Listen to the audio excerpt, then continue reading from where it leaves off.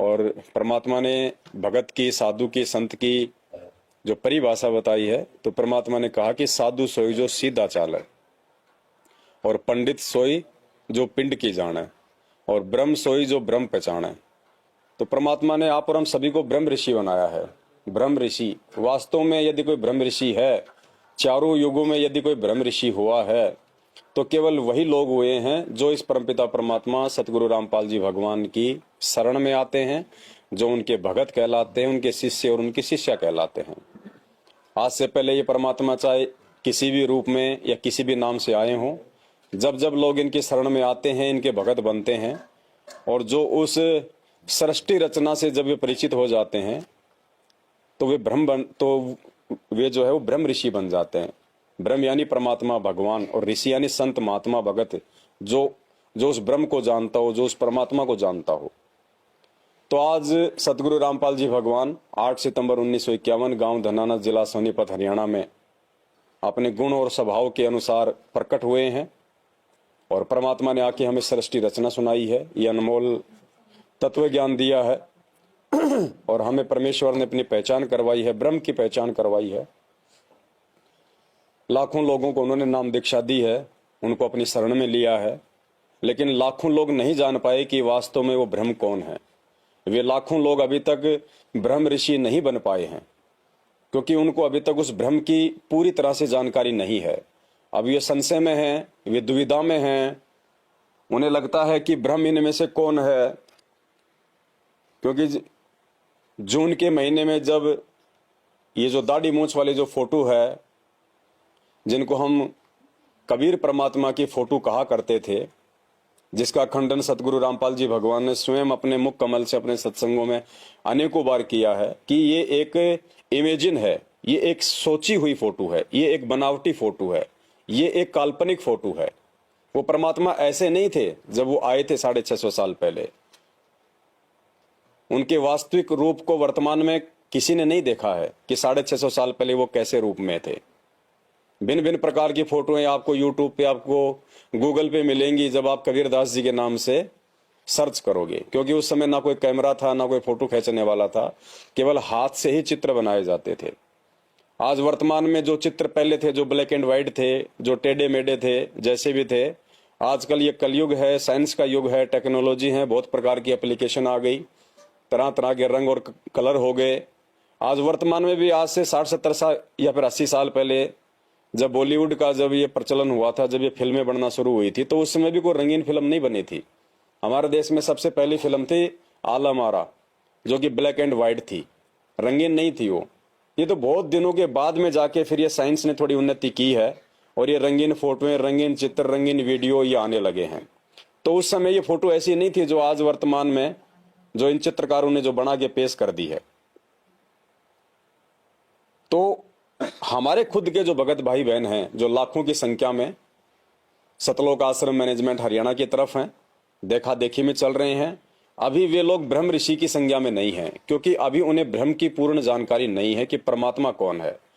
जब जून का महीना आता है तो वो इस फोटो का प्रकट दिवस मना के, इस फोटो को वे भगवान मान के, परमात्मा मान के, कबीर साहिब मान के उनको भोग लगाते हैं, वे इनकी पूजा करते हैं। और जब 8 सितंबर आता है तो फिर उनको संत रामपाल जी में उनको भगवान दिखाई देने लग जाता है। और बीच बीच में जब कोई पाठ प्रकाश होते हैं कोई भी फंक्शन पे, तो उनको गरीबदास जी, उनको परमात्मा दिखाई देने लग जाते हैं, वो गरीबदास जी को भोग लगाते हैं। तो अभी तक उनको पता नहीं है कि परमात्मा कौन है, वो ब्रह्म कौन है। और जब तक हमें यही नहीं पता चलेगा कि ब्रह्म कौन है, तो फिर हम ब्राह्मण कहां से हो गए, हम पंडित कहां से हो गए, हम भगत कहां से बन गए। तो हमें परमात्मा ने सत्संगों के माध्यम से यही समझाया है, गीता जी अध्याय नंबर 2 श्लोक नंबर 53 में, कि अर्जुन, जब तक तरह तरह के भ्रमित वचनों को सुन के तेरी बुद्धि एक तत्व पे स्थिर नहीं होगी, जब तक तू ये पता नहीं कर लेगा कि सही भक्ति क्या है, सही भगवान कौन है, कौन से भगवान को पूजना चाहिए, कौन से भगवान की पूजा से मेरा आत्म कल्याण होगा, मेरा ये लोक भी सुखी होगा, मेरा परलोक भी सुखी होगा, कहते हैं तब तक तो तू भगत की संज्ञा में भी नहीं है। मोक्ष प्राप्त करना तो बहुत दूर की बात है। तो आज लाखों की संख्या में हमारे खुद के भगत भाई बहन अभी संशय में है, दुविधा में है कि परमात्मा कौन है, पूर्ण परमेश्वर कौन है, किसकी भक्ति करनी चाहिए। क्योंकि गीता जी में स्पष्ट कहा है परमात्मा ने कि पूर्ण परमात्मा ही भोग लगवाने का अधिकारी है, किसी और को हम भोग नहीं लगा सकते। परमात्मा को ही भोग लगाया जाता है भंडारे का, और उसके बाद जो हम खाते हैं, जो शेष अन्न भंडारे का बचा हुआ भोग लगने के बाद, उससे हमारे पाप कर्मों का नाश होता है। तो ये जो विधि है वास्तव में ये परमात्मा ने अपने यथार्थ 13वें कबीर पंथ में सात संगति के माध्यम से शुरू की है। आज हम लोगों को इन बातों का धीरे धीरे ज्ञात होता जा रहा है कि वास्तव में परमात्मा कौन है। और जब हमें मालूम हो गया इस बात का कि परमात्मा कौन है, उसके बाद देखो हमने सारी फोटोएं हटा दी है अपने घर से, अपने दरबार से। यहाँ तक कि जो लॉकेट हम जो पहले आश्रम में लेके आया करते थे, हम गले में पहना करते थे, उस लॉकेट में भी एक तरफ तो ये दाढ़ी मूछ वाली फोटो हुआ करती थी, एक तरफ सतगुरु रामपाल जी की फोटो हुआ करती थी। तो बहुत सारे भगत भाई बहन जो आज भी लॉकेट पहनते हैं, लेकिन उन्होंने जो पीछे जो दाढ़ी मूछ वाली फोटो है उसको उन्होंने हटा दिया। दास जब जेल में था और जब वहां पे मालूम पड़ा कुछ लोगों को कि भैया संत रामपाल जी का ये भगत है, तो फिर मेरे साथ में रहा करता था एक, तो 5-7 दिन बाद में वो क्या किया कि उसने मुट्ठी बंद करके आया मेरे पास में, बोले बहुत शानदार चीज लाया हूं आपके लिए। मेरे जेल में मेरी क्या चीज है भाई, मैं तो पहली बार आया हूं, मैं तो को रख के भी नहीं बोला यहाँ कोई ऐसी चीज। बोले सोचो क्या हो सकता है। मुझे क्या पता क्या हो सकता है जेल में। तो फिर उसने मुट्ठी खोली तो उसमें लॉकेट था। क्यों, भगत बहुत सारे रहे हुए ना जेल में, तो नहाते धोते समय कोई टूट गया होगा या वैसे होगा कोई, या उसको मिल गया होगा कहीं भी गिरा हुआ, तो वो लॉकेट लेके आया मेरे पास में। तो लॉकेट लाया तो मैंने लॉकेट ले ली हाथ में, अब देखा तो उसमें एक तरफ तो गुरुजी की और एक तरफ दाढ़ी मूछ वाले की। तो चक्कू पड़ा था वहां पे, सब्जी उब्जी काटते थे, तो मैंने वो चक्कू से उसको हटाना शुरू कर दिया। अरे बोले ये क्या कर रहे हो आप? बोले मैं तो लाया हूँ बड़ी मुश्किल से। अरे मैं को बड़ी मुश्किल से तो लाया हूँ, लेकिन ये मगर साथ में तू एक मुश्किल भी ले आया। तो मुश्किल भी ले आया साथ में। बोले क्या? मगो ये हमारे गुरुजी है, हमारे लिए सब कुछ, परमात्मा भगवान कबीर जी सब कुछ यही है। ये जो दूसरे है ना दाढ़ी मूछ वाले, ये तो काल्पनिक फोटो है, ये भगवान थोड़ी है, परमात्मा थोड़ी है। तो बोले आपके गुरुजी क्यों बताते हैं कि ये परमात्मा है? मगर भाई उनको तो बताना पड़ेगा, क्योंकि उनको तो कोई परमात्मा मानता नहीं। अगर वो कहते 1994 में जब ये ज्ञान उन्होंने प्रचार करना शुरू किया कि भाई वो एक परमात्मा कौन है, अगर वो उस समय कह देते कि मैं हूं वो कबीर जी, मैं ही वो दाढ़ी मूछ वाला हूं जो 650 साल पहले आए थे, तो मैंने कहा कोई भी उनकी भक्ति को स्वीकार नहीं करता कि भाई ये तो अहंकारी है, ये तो दम्भी आदमी है, अपने आप को भगवान कहता है, स्वयंभू बन गया है, पता नहीं कितनी तरह की बात करते। तो मैंने कहा हमारे गुरुजी की तो ये मजबूरी थी इस फोटो को सामने रख के बताना कि भाई ये भगवान है, क्योंकि वो खुद कहें भगवान हो तो कोई माने नहीं। और अगर ये फोटो अगर वो नहीं दिखाते कि भाई ये भगवान है, ये कबीर जी जो आए थे, जो ये दोहे गाया करते थे, वाणियां बोला करते थे, जिनको हम पढ़ा करते थे, ये कबीर जी भगवान है, अगर ये फोटो कोई नहीं दिखाता तो फिर ये नीचे की साधना हम लोग छोड़ने को तैयार नहीं होते, देवी देवताओं की भक्ति छोड़ने को तैयार नहीं होते। क्योंकि हमारे को तो फिर हमारे मन में ये सवाल हो जाता है कि जो भगवान कौन है फिर? तो गुरु जी कहते भाई वो कबीर जी हैं भगवान, कबीर परमात्मा। वेदों में नाम भी दिखा देते, सब कुछ वो दिखा देते, फिर भी हम कहते जी वो कैसा है, गोल है, मटोल है, लंबा है, छोटा है, कोई फोटो फाटो है उसकी? तो गुरु जी कहते भाई उस समय कोई कैमरे थोड़ी थे।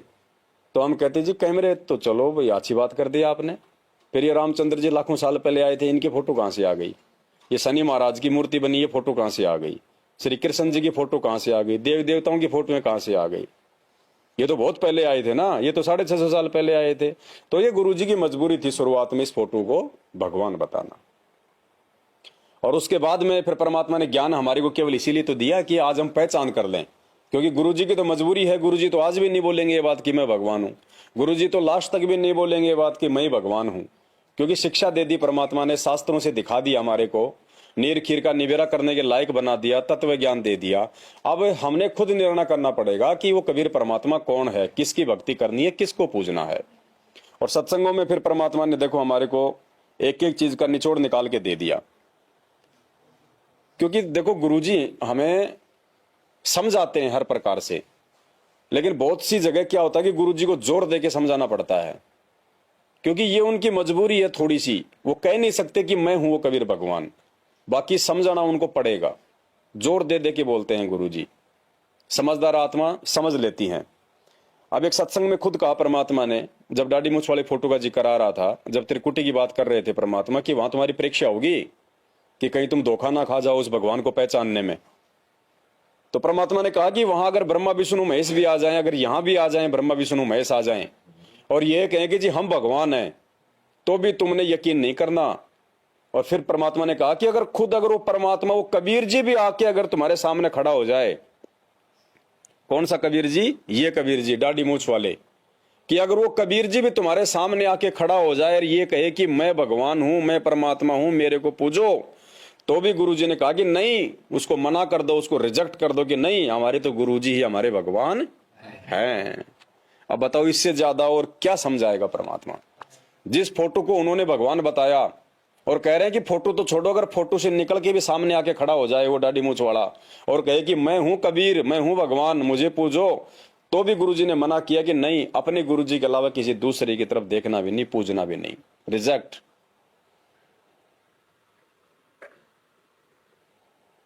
कबीर साहब से लाभ लेना है तो ये नियम अपना आजीवन निभाना होगा।